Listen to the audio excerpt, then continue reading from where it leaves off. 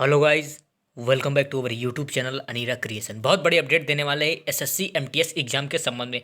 आप सभी लोग इतने समय से आखिर एसएससी एमटीएस एग्जाम का इंतजार कर रहे थे, लेकिन अब यहाँ पर बहुत बड़ी अपडेट निकल कर आ चुकी है। चलिए वो अपडेट दे देता हूँ। और हाँ, जो एसएससी एमटीएस का एग्जाम देरी हो रहा है उसकी वजह भी पता चल गई है। और हाँ, एक बात बहुत महत्वपूर्ण, इससे आपको बहुत ही बड़ा फायदा होने वाला है। चलिए फ़ायदा क्या होने वाला है वो भी बता देता हूँ आप सभी को।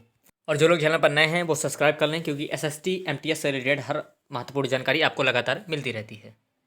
सबसे पहले अगर आपको यहाँ पर एक बात बता दूं, अगर आपका एसएससी एमटीएस का एग्जाम यहाँ पर लेट हो रहा है तो उसके लिए आपको यहाँ पर बहुत बड़ी बेनिफिट मिलने वाली है, क्योंकि आपको बता दूं कंपटीशन बहुत तगड़ा होने वाला है। और अगर इस समय आपको चांस मिल रहा है और अगर समय दिया जा रहा है तो आपके लिए ही अच्छी बात है, क्योंकि अगर समय मिल रहा है तो आप अच्छे से प्रिपरेशन करें। क्योंकि अभी मैं बताऊँगा कंपटीशन इतना तगड़ा है कि आप खुद समझ जाएंगे कि अभी हमको जो समय मिल रहा है समझिए बहुत ही अच्छा समय है। इतना मत आप लोग उतावले होइए कि जल्दी से एग्जाम कर दीजिए। हो सकता है कोई ऐसा हो जिसने एकदम पूरा पढ़ लिया, वो बात अलग है। लेकिन हाँ, अगर आपको टाइम मिल रहा है तो आप पढ़िए ज़रूर इस समय, क्योंकि कंपटीशन इस बार बहुत तगड़ा हो रहा है। बहुत ही ज़्यादा फॉर्म फिल किए गए हैं। कितने स्टूडेंट पर आपको यहाँ पर सिलेक्शन मतलब कितने स्टूडेंट पर एक विद्यार्थी है, अभी वो दिखाऊंगा। चलिए सबसे पहले यहाँ पर थोड़ी डिटेल को देखिए आप। यहाँ पर लिखा गया टोटल वैकेंसी जो थी 1200, माफ करिएगा 12,523 वैकेंसी यहाँ पर इस बार दी गई है। टोटल फॉर्म कितने अप्लाई किए गए? 54,73,969। अब देखिए फॉर्म देख लीजिए कितना अप्लाई किया गया। इसीलिए कह रहा हूँ अगर आपके पास टाइम है तो इस टाइम को यूटिलाइज़ कीजिए इस टाइम का, और इसमें ही आपको बहुत बड़ा बेनिफिट मिलने वाला है। जंपर एकदम तैयारी करिए, क्योंकि आप सभी को पता है कंपटीशन हमेशा तगड़ा होता है। और अब तो ऑनलाइन का ज़माना है, सभी विद्यार्थी अच्छे से पढ़ते हैं, कोई कमी नहीं छोड़ता और सब अपना भरसक प्रयास करते हैं। तो आप भी प्रयास करिए और पढ़ते रहिए। चलिए ये बात होगी। अब यहाँ पर फॉर्म अप्लाई कितने किए गए हैं? 54,73,969।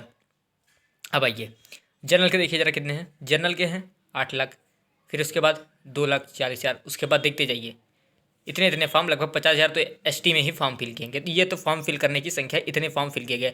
अब अगर एक अप्रॉक्स निकालें इसका, तो इसको अगर यहाँ से डिवाइड करें तो लगभग 477 पर एक विद्यार्थी यहाँ पर है। 477 विद्यार्थी से एक विद्यार्थी कंपटीशन करेगा तब जाकर उसको सीट मिलेगी। तो आप सोच सकते हैं सीटें यहाँ पर एक हैं और उस पर 477 विद्यार्थी हैं, उसमें से कोई एक सीट पाएगा, ये बात हो गई। अब यहाँ पर एक थोड़ा सा फायदा होने वाला है। चलिए थोड़ा फायदा देखिए। अब ये देखिए यहाँ पर देखिए लिखा 2021 का ये है। यहाँ पर डाटा देखिए लिखा है टोटल वैकेंसी कितनी थी? 7,518 ये वैकेंसी थी। फॉर्म जितने अप्लाई किए गए थे ये थे 37,97,357 फॉर्म अप्लाई किए गए थे। लेकिन यहाँ पर प्रेजेंट कितने हुए, यहाँ पर अपीयर्ड कितने हुए? 16,17,036 फॉर्म। इतने फॉर्म लगभग 37 का अगर आधा करें तो 17 दूना 34, 18 दूना 36, लगभग आधा से भी कम यहाँ पर जो कैंडिडेट हैं वो यहाँ पर अपीयर्ड हुए। ये आपको बेनिफिट मिलने वाला है, क्योंकि अभी मैंने आपको दिखाया ये मैंने आपको दिखाया। देखिए लगभग 54 लाख लोगों ने फॉर्म फिल किया। अगर 54 का आधा भी अगर आधे पे ही लेकर आए तो लगभग 27 लाख। अब 27 लाख पे आप इसको डिवाइड कर लीजिए, आप उतने पर कंपटीशन आपका रहने वाला। तो कंपटीशन तो तगड़ा था, लेकिन आप सभी को पता है हर एग्जाम में यही होता है, लगभग आधा ही छात्र पहुंच पाता है अगर संख्या इतनी ज़्यादा पहुंच जाती है। वैसे तो आपने कहीं के देखोगे 70 से 80% विद्यार्थी पेपर देने पहुंच जाते हैं, लेकिन होता क्या है अगर संख्या बहुत ज़्यादा देखते होंगे, मान लीजिए किसी में 70 लाख है, 80 लाख है, उस टाइम में तो लगभग आधा ही विद्यार्थी वहाँ पर एग्जाम देने पहुँचते हैं। तो इस बार भी ऐसे अनुमान लगाए जा रहे हैं कि इतना ही होगा।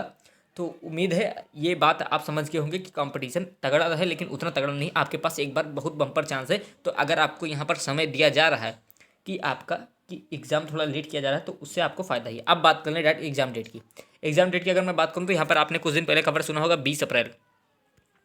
20 अप्रैल को आपका एग्ज़ाम कराया जाएगा। तो ये एक अनुमानित आपका है और लगभग यही आपका सत्य होगा। आप देख लीजिएगा 20 अप्रैल को आपका 20 अप्रैल के आसपास यानी अप्रैल के मिड में आपका एग्ज़ाम डेट डिक्लेयर हो जाएगा। मतलब एग्ज़ाम के मिड में ही, अप्रैल के मिड में ही आपका एग्ज़ाम डेट होगा।